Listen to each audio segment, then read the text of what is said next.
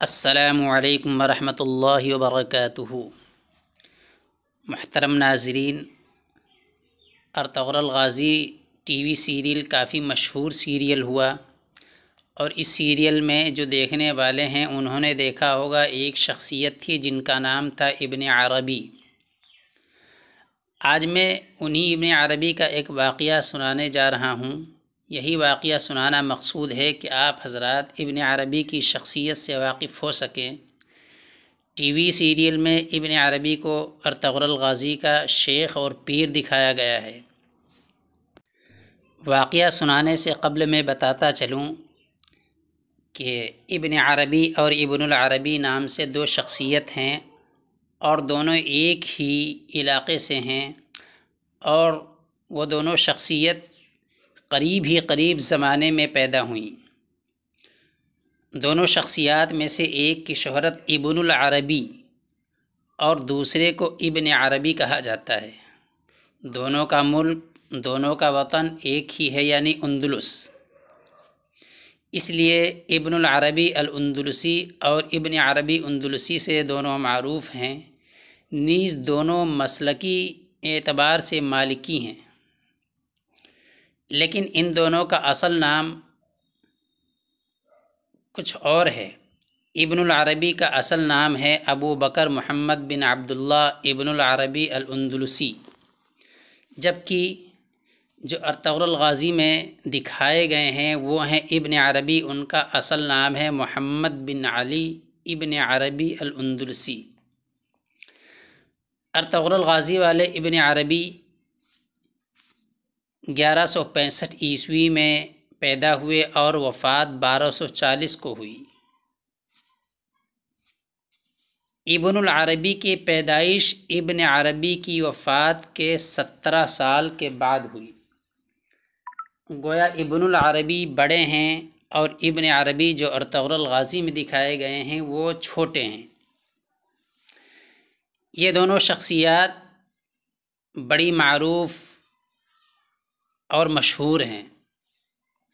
جب سے ترکی کا ارطغرل ڈرامہ پردہ سیمی پر آیا ہے، ابن عربی کی شخصیت سے ایک بڑی دنیا متعارف ہو گئی ہے، لیکن یہ اب تک بہت ہی کم لوگوں کو معلوم تھا کہ اس نام کی دو شخصیت ہیں۔ جو لوگ تعلیم یافتہ ہیں، علماء ہیں، جن کو تاریخ پڑھنے کا شوق ہے، ان کو تو معلوم ہے کہ اس نام کی دو شخصیت ہیں، لیکن جنہوں نے صرف اس ڈرامے سے ابن عربی کو پہچانا ہے تو ان کو میں بتاتا چلوں کہ اس نام سے دو شخصیت ہیں جن کا ہم نے ذکر کیا۔ ابن العربی الاندلسی کی وفات ابن عربی کی پیدائش سے قبل ہو گئی تھی، اس لیے ارطغرل غازی ابن العربی سے ملاقات نہ کر سکے۔ وہ زمانہ ان کا نہیں تھا، حالانکہ قریب ہی زمانہ تھا۔ البتہ ابن عربی جو محی الدین ابن عربی کے نام سے مشہور ہیں، ان کا زمانہ اور ارطغرل غازی کا زمانہ ایک ہی تھا، تو غالباً ممکن ہے کہ ابن عربی کی ملاقات ارطغرل غازی سے ہوئی ہو، لیکن جو ڈرامے میں دکھایا گیا ہے یہ محل نظر ہے اور قابل تردید بھی ہے۔ اب آئیے چلتے ہیں اصل واقعے کی طرف، اور یہ واقعہ ہے ان ابن عربی کا جو ارطغرل غازی میں دکھائے گئے ہیں، یعنی محی الدین ابن عربی، ارطغرل غازی کے شیخ اور پیر۔ ارطغرل غازی کا بیٹا عثمان، جس نے خلافت عثمانیہ قائم کی، اس کی نسل میں سے تقریباً 250-300 سال کے بعد ایک بادشاہ ہوا جس کا نام تھا سلطان سلیم۔ تقریباً 300 سال کے بعد سلطان سلیم اول نے دمشق فتح کیا۔ تو واقعہ کچھ اس طرح ہے کہ ابن عربی شیخ الاکبر محی الدین نے فرمایا، اذا دخل السین فی الشین ظہر قبر محی الدین، یعنی جب سین شین میں داخل ہوگا تب محی الدین یعنی میری قبر ظاہر ہوگی۔ یہ آپ نے ایک حکمت کے تحت فرمایا تھا کہ جب سین شین میں داخل ہوگا تب میری قبر ظاہر ہوگی۔ کیونکہ آپ کو علم تھا کہ فتنے کی وجہ سے ان کی قبر کئی سو سال تک پوشیدہ رہے گی۔ آپ ایک بار دمشق کی پہاڑی علاقے میں منبر پر کھڑے ہو کر خطاب کر رہے تھے، کہنے لگے الہکم و معبودکم تحت قدمی، یعنی تمہارا خدا اور تمہارا معبود میرے پیروں کے نیچے ہے۔ اب یہ بات سننی تھی کہ عوام نے غصے میں حملہ کر دیا اور ابن عربی کو اسی جگہ شہید کر دیا۔ آپ کے چند اہل نظر مریدوں نے آپ کو کسی خفیہ مقام پر دفن کر دیا کہ کہیں لوگ قبر کی بے حرمتی نہ کریں۔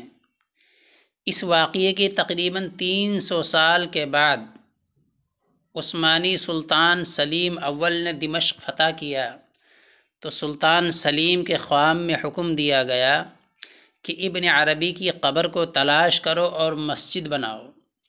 سلطان سلیم نے اس جگہ جا کر جہاں ابن عربی کو شہید کیا گیا تھا قبر تلاش کی۔ اس نے مسجد کے منبر کے نیچے جگہ کھودنے کا حکم دیا تو نیچے سے سونا، چاندی اور ہیرے جواہرات نکلے۔ تب لوگوں کو سمجھ میں آیا کہ ابن عربی نے جو یہ کہا تھا کہ تمہارے معبود اور تمہارے خدا میرے پیروں کے نیچے ہیں، اس کا مطلب تھا مال اور دولت، کیونکہ قرآن اور حدیث کے متعلق دنیا دار لوگ مال اور دولت کو اپنا خدا بنا کر رکھتے ہیں۔